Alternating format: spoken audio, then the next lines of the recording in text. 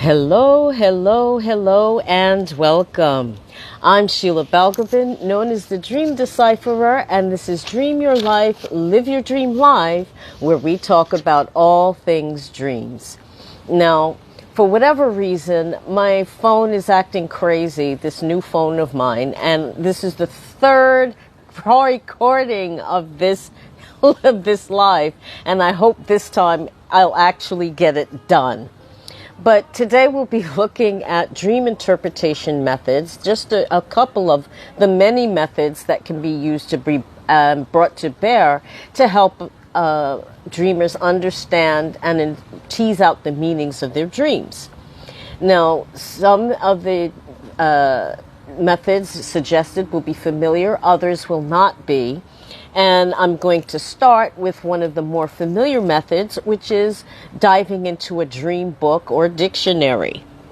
Now, dream books and dictionaries are of limited usefulness. We have to remember that dreams come from us and are about us, the deepest part of ourselves that knows all our hopes, fears, dreams, etc., and are not contained in a dream book or dictionary. For example, is a dream book or dictionary going to take into account that you've had a fight with your partner, your teenagers are driving you crazy, and you always wanted to be a ballerina? No, they're too general for that.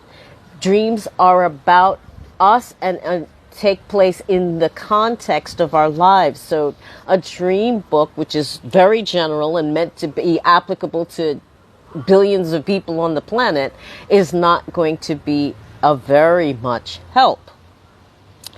Now, there are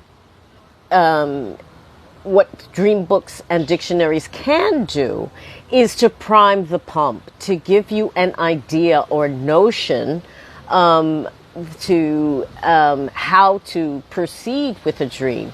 They can start planting seeds so that you can continue on and go deeper and really tease out what the dream means for you.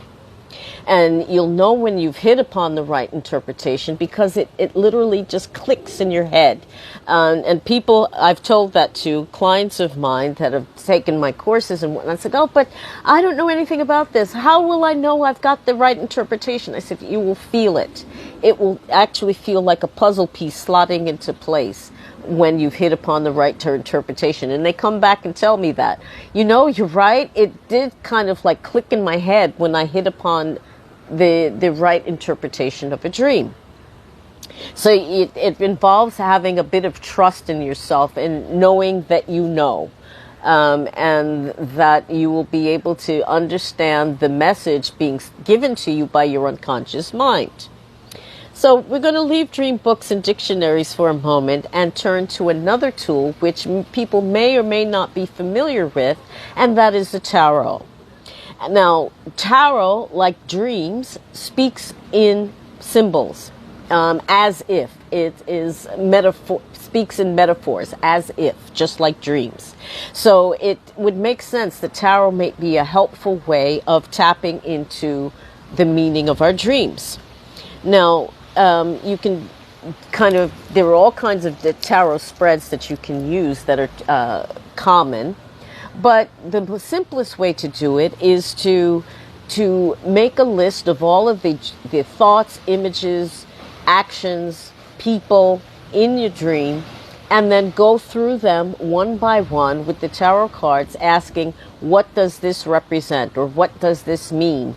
And drawing a couple of cards, maybe no more than 2 or 3 cards for each of those symbols, and put together the story, because remember, dreams are telling a story. There's a narrative. So even though you're looking at each discrete piece of the dream, they all fit together in the story. So with that in mind, try to look to see what the linking thoughts are between each of these discrete images that came up in the dream. So, you know, whatever insight you get when you pull those cards, write them down. A thought, a feeling, a sensation, a person may appear. write that down. And then once you've finished looking at all of the different symbols that have appeared in the dream, to try to create, put together the story to see what the narrative actually is. So and during this process, if the same cards keep coming up, pay attention, because that means there's a particular message that you're perhaps not picking up on that needs to be looked at. So, and that's true, whether you're working directly with a dream or working with other tools. If anything keeps repeating itself, it's usually for a reason. It's an important piece of information that you're not picking up. So we moving on from tarot, we moved to another divination system, which are runes, and those are a great way to tap into our intuition. Runes are ancient Scandinavian symbols that are written on little stones, and are cast. So they're thrown onto a piece of cloth, or they're put into a bag, and the pieces pulled out from the bag. They're usually cast in odd numbers like 3, 5, 9.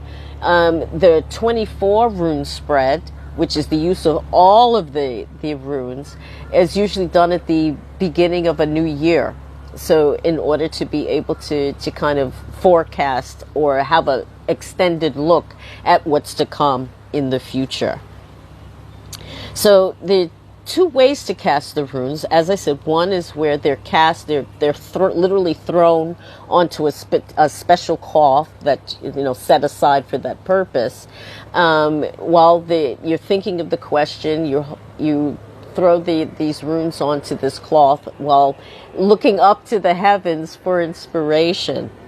The other way is to hold a bag with the runes, containing the runes, in your non-dominant hand. So if you're right-handed, your left hand, or vice versa if you're left-handed. Again, thinking of the question and then drawing out the runes from the bag with your dominant hand. So if you're right-handed, you'd pull from the bag with your right hand. And to pay attention to not only the symbols, which are defined for you in a little handbook, but also the position. Is it upright? Is it upside down? Is it sideways? What exactly did you pull out of the bag? And to use those, again, asking questions to gain some insight as to what a particular symbol may be representing in your life. Now, this last tool that is suggested here today is in conjunction with something you do on your own, and that's working with a dream therapist like myself, and doing journaling. Now, I'll take the journaling bit first, because journaling is a great way to be able to tap into your dreams and to see patterns that may be of importance to you.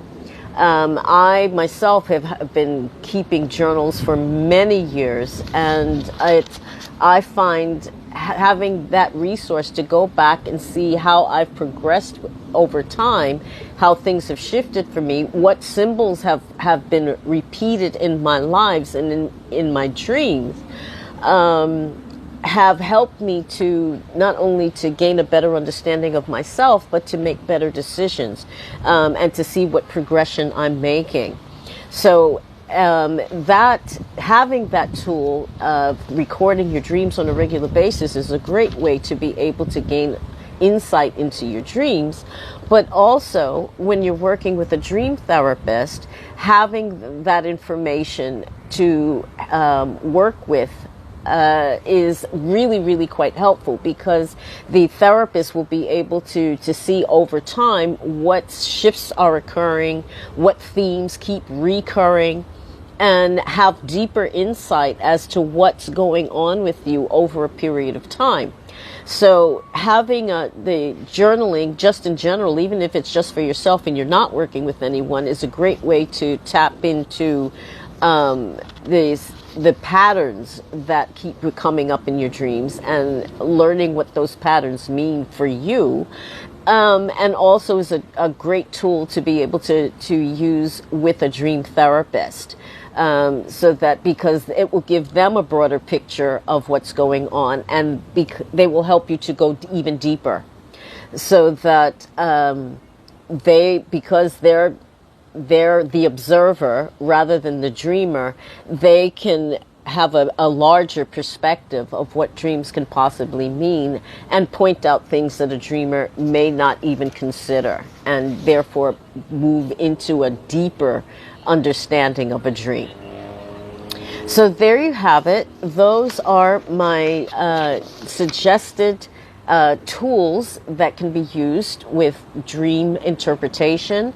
And if you'd like to learn about other tools that you can bring to bear, or find out how you can learn to interpret your own dreams, get in contact. You can book a free consultation with me. My details can be found in my bio. Or you can also find out about my dream interpretation course, get help with a specific dream, and get tips on sleep, because if you're not sleeping well, you're not dreaming well either. So get in contact, and I'd love to be able to talk with you and help you to gain a better understanding of your dreams and what they're trying to tell you. Thanks so much for watching and listening. Have a great rest of the day and weekend, and I will speak to you again soon. Take care. Bye-bye.